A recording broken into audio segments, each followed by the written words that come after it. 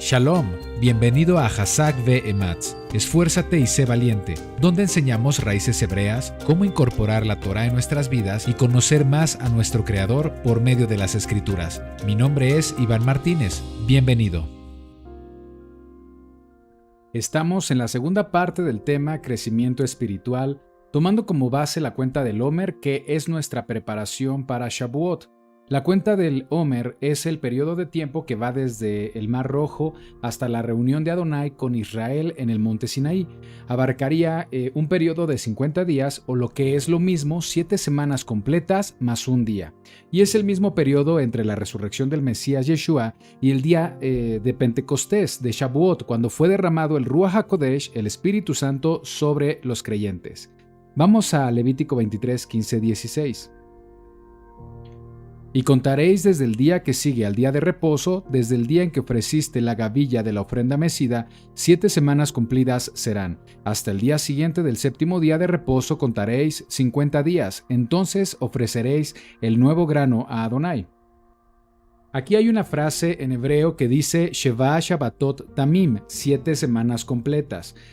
Esta frase es una referencia de propósito, como lo vimos en el video anterior. Nos dice que el propósito de este tiempo es prepararnos, crecer espiritualmente para madurar antes de nuestro encuentro con el Creador. La palabra contar en hebreo es safar, que significa anunciar, declarar o señalar, por lo que quiere decir que debemos anunciar, señalar, declarar lo que sucedió en esos 50 días para aprender. Esto nos enseña que debemos prestar atención a los sucesos que abarcan ese periodo de tiempo, entre la salida de Egipto de los hebreos hasta su llegada al monte Sinaí donde reciben la Torá. Dice Romanos 15:4, porque las cosas que se escribieron antes para nuestra enseñanza se escribieron a fin de que, por la paciencia y la consolación de las Escrituras, tengamos esperanza. Esto quiere decir que lo que sucedió con Israel en el desierto es el prototipo espiritual de la vida de un creyente en el Mesías, es decir, una preparación previa a nuestro encuentro con el Creador. Así que vamos a ver estos eventos que encontramos en las Escrituras y veamos cuáles son las lecciones que el Eterno quiere que aprendamos. Vamos a nuestro texto base, que es Éxodo 15:22. Ya lo habíamos comenzado en el estudio anterior. Vamos a ver qué otras lecciones podemos encontrar. Dice, e hizo Moisés que partiese Israel del Mar Rojo y salieron al desierto de Shur, y anduvieron 3 días por el desierto sin hallar agua, y llegaron a Mara, y no pudieron beber las aguas de Mara, porque eran amargas, por eso le pusieron el nombre de Mara. Entonces el pueblo murmuró contra Moisés y dijo, ¿qué hemos de beber? Y Moisés clamó a Adonai, y Adonai le mostró un árbol, y lo echó en las aguas, y las aguas se endulzaron. Allí les dio estatutos y ordenanzas, y allí los probó. Y dijo, si oyeres atentamente la voz de Adonai tu Elohim, e hicieres lo recto delante de sus ojos, y dieres oído a sus mandamientos y guardares todos sus estatutos, ninguna enfermedad de la que envié a los egipcios te enviaré a ti, porque yo soy Adonai tu sanador. Aquí se narra que el pueblo hebreo pasó 3 días en el desierto y habían terminado sus reservas de agua que trajeron de Egipto. Podemos estar seguros de que después de marchar 3 días sin encontrar agua, siendo aproximadamente 2 millones de personas, se encontraban en un momento crítico por la sed. Lo único en lo que pensaban en ese momento era en encontrar agua. Toda su atención estaba en resolver esa necesidad. Sin embargo, el Eterno les mostraría que su enfoque no debe ser la necesidad, sino que debían enfocarse en el proveedor. Éxodo 15:23. Y llegaron a Mara, y no pudieron beber las aguas de Mara porque eran amargas, por eso le pusieron el nombre de Mara. Entonces el pueblo murmuró contra Moisés y dijo, ¿qué hemos de beber? Tenemos a un pueblo que se está muriendo de sed después de 3 días sin encontrar agua. Al llegar al pozo con la esperanza de encontrar agua potable, se dan cuenta que estaba amarga. ¿Cuál fue la actitud del pueblo al pasar este momento de crisis? Nos dice que murmuró, es la palabra hebrea lun, que también se traduce como quejarse. Los hebreos habían experimentado las maravillas de Adonai, él los liberó de la esclavitud con plagas que azotaron a Egipto, luego vieron cómo el Creador los protegió y dirigió con una columna de fuego, y aún más impresionante, cuando abrió el mar para que ellos cruzaran al otro lado. Podríamos pensar que después de estos prodigios o señales, las personas confiarían en Adonai, convencidos de que el Creador es la fuente de provisión para todas sus necesidades. Pero en estos versículos, ¿acaso vemos a un pueblo convencido de que Adonai será una ayuda siempre presente? ¿Se muestra un pueblo que ha puesto toda su confianza en Elohim? Lamentablemente no es así. Dice que murmuraron contra Moisés, se quejaron, exigieron a Moisés. Esto nos enseña que aún ponían su confianza en el hombre y no en el Creador. Aún ponían su confianza en la vista y no en la emuná, la fe. Leamos de nuevo para conocer cuál fue la reacción del pueblo hebreo. Éxodo 15:23. Y llegaron a Mara y no pudieron beber las aguas de Mara, porque eran amargas. Por eso le pusieron el nombre de Mara. Entonces el pueblo murmuró contra Moisés y dijo: ¿Qué hemos de beber? Y Moisés clamó a Adonai, y Adonai le mostró un árbol, y lo echó en las aguas, y las aguas se endulzaron. Allí les dio estatutos y ordenanzas, y allí los probó. Muchas veces cuando hemos leído este pasaje, juzgamos al pueblo hebreo porque mostraron falta de fe, falta de confianza. Pero sería interesante reflexionar por qué reaccionaron así. El Eterno tuvo un mejor diagnóstico al respecto y lo vemos con el ejemplo de las aguas amargas. Recordemos que habían sido esclavos en Egipto y el Creador, en su inmensa sabiduría, sabe que el hombre en esclavitud pasa por muchos horrores que muchas veces no se comentan en las Escrituras. La esclavitud deshumaniza a las personas, seguramente el nivel de aflicción que experimentaron en Egipto los había condicionado a vivir con tristeza, con baja autoestima, con desesperación, incluso rencor o resentimiento por el maltrato físico y emocional que habían sufrido en ese pasado de esclavitud. Y por supuesto, una vida sin propósito, con total dependencia a lo material. Y eso la Escritura lo describe como espíritu de amargura. Al probar el Eterno su corazón, al probar el corazón del pueblo, el diagnóstico fue espíritu de amargura por su dura servidumbre. Esto lo leemos en Éxodo 1:12. Por cuanto más los oprimían, tanto más se multiplicaban y crecían, de manera que los egipcios temían a los hijos de Israel. Y los egipcios hicieron servir a los hijos de Israel con dureza, y amargaron su vida con dura servidumbre. Voy a repetir esto. Y amargaron su vida con dura servidumbre, en hacer barro y ladrillo, y en toda labor del campo, y en todo su servicio, al cual los obligaban con rigor. Los hebreos habían estado condicionados a lo que los egipcios ofrecían, alimento acompañado de maltrato. Sus amos egipcios les habían provisto del sustento diario. Eso quiere decir que aprendieron a depender del hombre injusto, y ahora con las durezas del desierto añoraban la falsa seguridad que habían conocido en Egipto. Son como un niño que crece con maltrato, es un niño que no conoce lo que es el correcto amor de un padre. Por lo tanto, es natural que reaccione con desesperación o queja, con ira repentina, con orgullo, incluso desconfianza. Y por supuesto, alguien que ha recibido este maltrato no conoce el amor de Elohim. Primera de Juan 4:7. Amados, amémonos unos a otros, porque el amor es de Elohim. Todo el que ama es nacido de Elohim y conoce a Elohim. El que no ama no ha conocido a Elohim, porque Elohim es amor. Los hebreos en su esclavitud no conocían el amor ni la misericordia de Elohim. En su esclavitud no conocen lo dulce y el deleite que una vida con Elohim puede ofrecer. Ese fue el diagnóstico de un creador sabio. El Eterno tocó sus corazones para ver lo que había en ellos y diagnosticó que había amargura. Y eso es lo que representan las aguas amargas en esta porción de la Escritura. Las aguas amargas representan la condición en la que en esos momentos se encontraba el pueblo hebreo. Sus corazones, sus pensamientos necesitan ser sanados, necesitan el amor del Padre Celestial. Y eso es un mensaje para nosotros en nuestra generación. Cuando una persona es esclava del mundo y del pecado, cuando la persona vive sin Elohim, vive expuesto a los problemas, al miedo, a la incertidumbre y experimentan una vida de amargura. Podemos leer una descripción de lo que es una vida sin Elohim en Tito 3:3.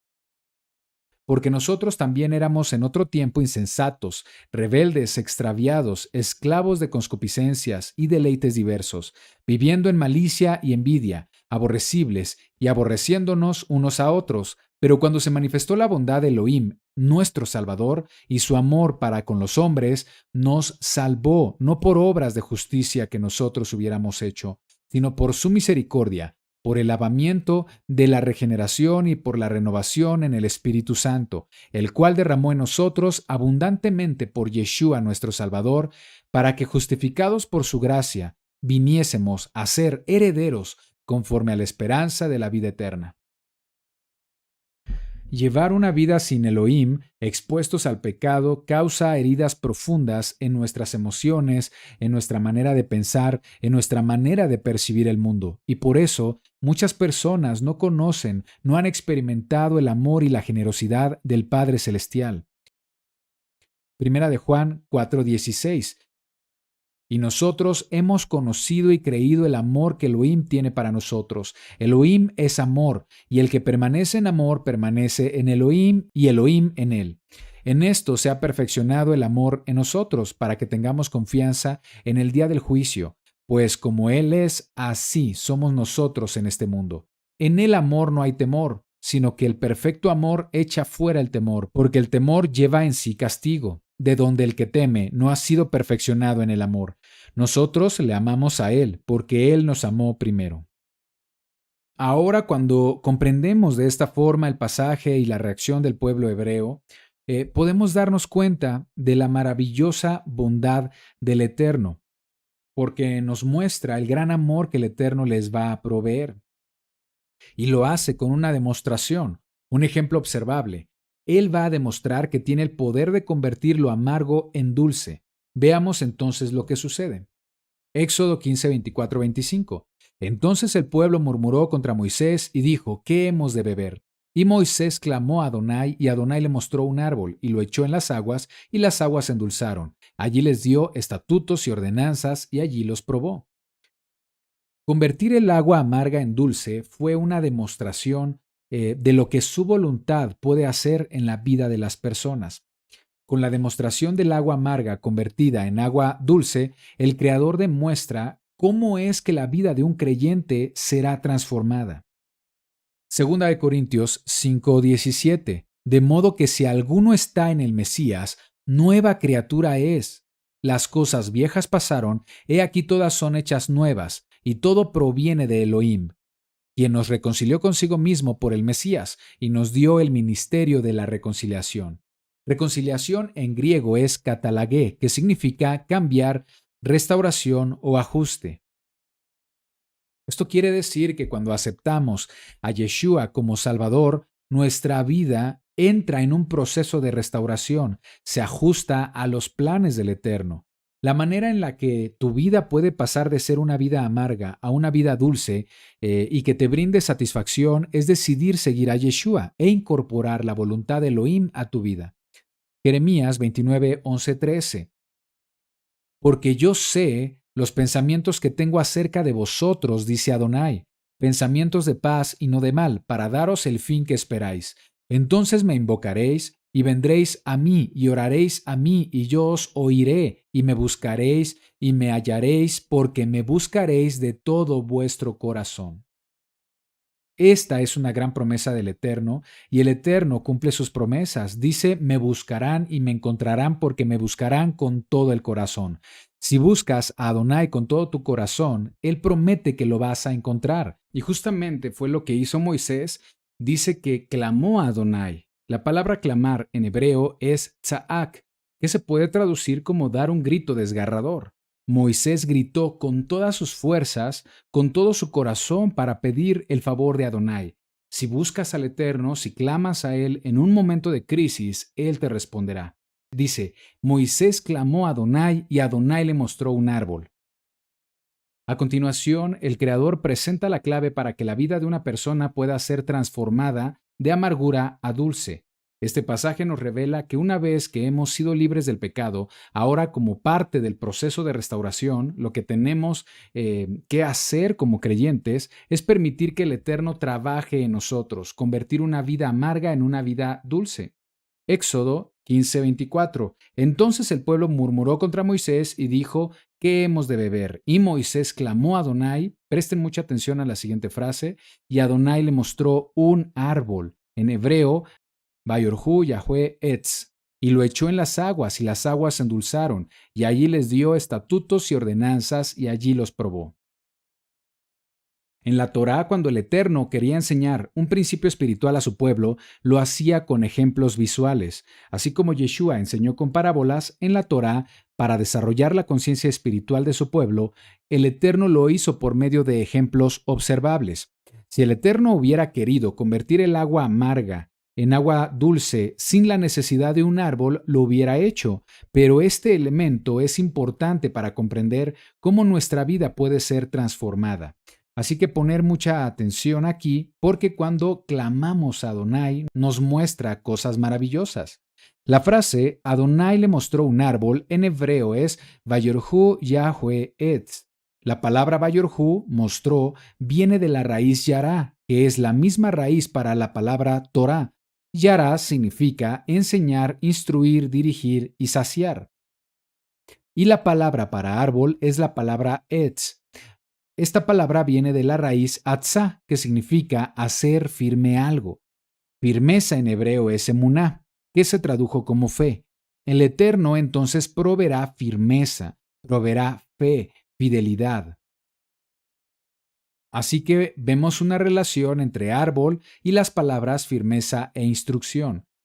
También árbol, la palabra en hebreo etz, deriva de la palabra etzá, que se traduce como consejo, plan, designio o propósito.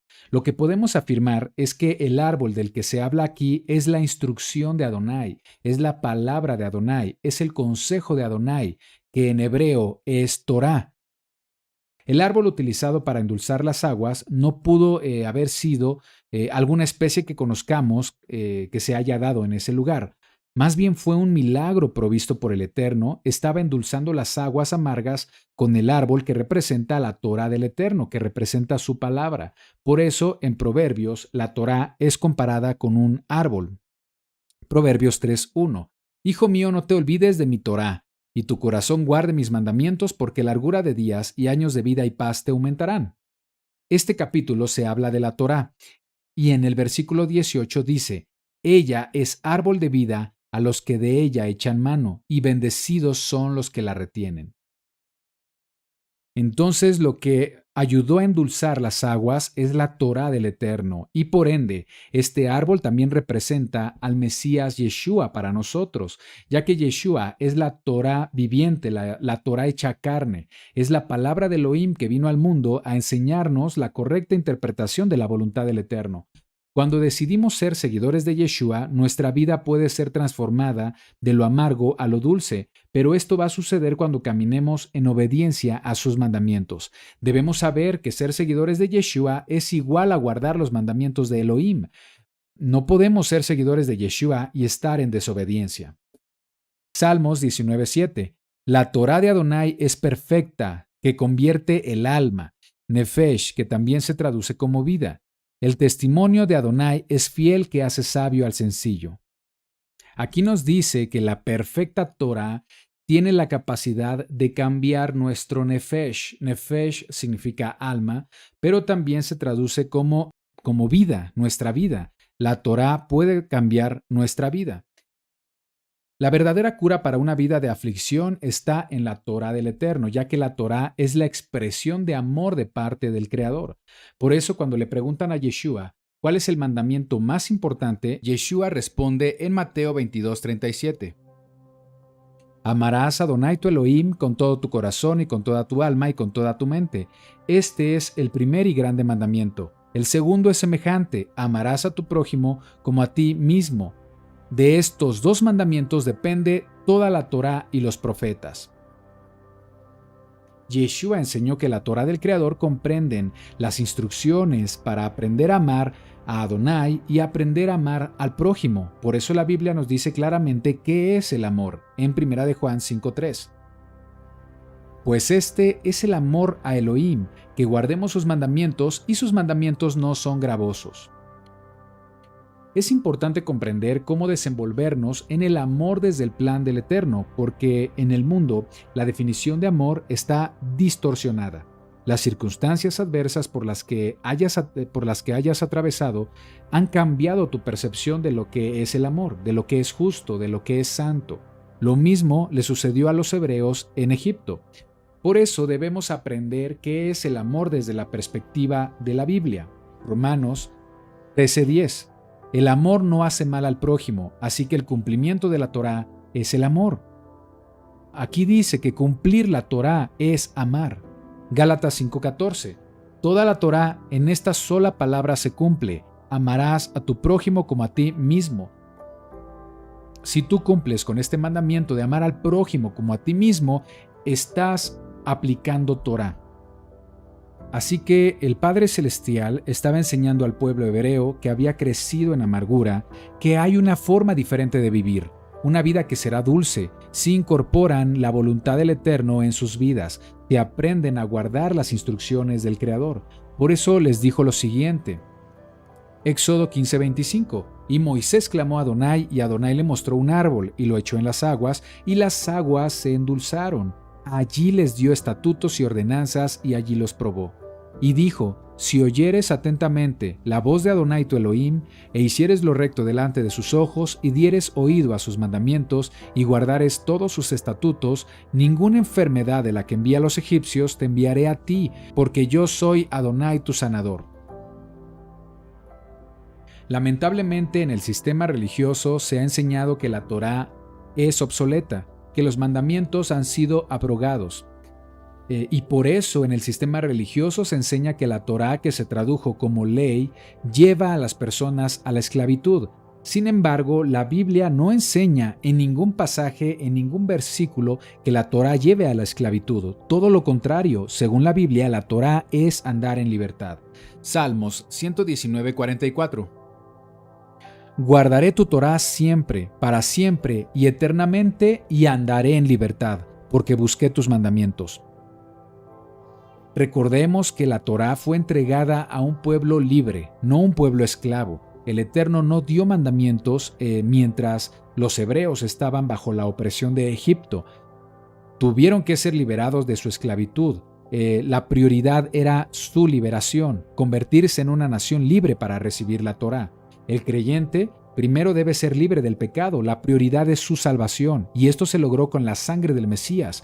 Ahora que somos libres y salvos, estamos en el proceso de recibir la Torá del Eterno, recibir sus mandamientos, ya que la Torá es para la persona libre, no para la persona esclava. Santiago 1:25. Mas el que mira atentamente en la perfecta Torá, la de la libertad, y persevera en ella, no siendo oidor olvidadizo, sino hacedor de la obra, éste será bienaventurado en lo que hace. Si incorporamos sus instrucciones en nuestra vida, seremos transformados desde lo interior hacia lo exterior. La Torá del Eterno crea un nuevo conocimiento en nosotros y por lo tanto una nueva persona, una persona a la imagen de Yeshua. Éxodo 15:26. Si oyeres atentamente la voz de Adonai tu Elohim, e hicieres lo recto delante de sus ojos, y dieres oído a sus mandamientos, y guardares todos sus estatutos, ninguna enfermedad de la que envía a los egipcios te enviaré a ti, porque yo soy Adonai tu sanador. Esto hace evidente que la obediencia a sus instrucciones conlleva la sanidad, y no solamente limitado a lo físico. Si el pueblo guardaba sus mandamientos, entonces el Eterno los sanaría de la misma manera que lo demostró con las aguas amargas, convirtiéndolas en aguas dulces. El bienestar del pueblo del Eterno depende de su obediencia, y eso también aplica para nosotros. Juan 14:15. Si me amáis, guardad mis mandamientos, dice Yeshua. En el versículo 23 dice: respondió Yeshua y le dijo: El que me ama, mi palabra guardará, y mi Padre le amará, y vendremos a él, y haremos morada en él. El que no me ama, no guarda mis palabras, y la palabra que habéis oído no es mía, sino del Padre que me envió. Lo que sucedió en este lugar, en Mara, fue parte de la preparación del pueblo hebreo para Shavuot, que sucedería semanas más tarde. Debían comprender la bendición de aceptar la Torá y cómo la Torá puede transformar sus vidas. Cada instrucción de la Torá nos habla de la voluntad del Creador, es su forma de pensar para nosotros. Cada vez que cumplimos sus mandamientos, estamos moldeando nuestro carácter para ser más parecido al carácter de Yeshua y ser compatibles con la santidad, la justicia y el amor de nuestro Padre Celestial, y eso transforma nuestra vida. El Creador sabe perfectamente en su inmensa sabiduría que el hombre en esclavitud pasa por mucha aflicción. El Eterno quiere que seamos libres para que busquemos con hambre y sed de su amor y su generosidad. Ese es el propósito de la cuenta del Omer, prepararnos para nuestro encuentro con el Creador en Shavuot, que históricamente fue cuando se entregó la Torá y cuando es derramado el Ruach HaKodesh, el Espíritu de Santidad sobre los creyentes. Así que en el próximo episodio seguiremos hablando de la cuenta del Omer, el sendero que nos lleva a nuestro encuentro con el Creador. Conozcamos la verdad porque la verdad nos hará libres.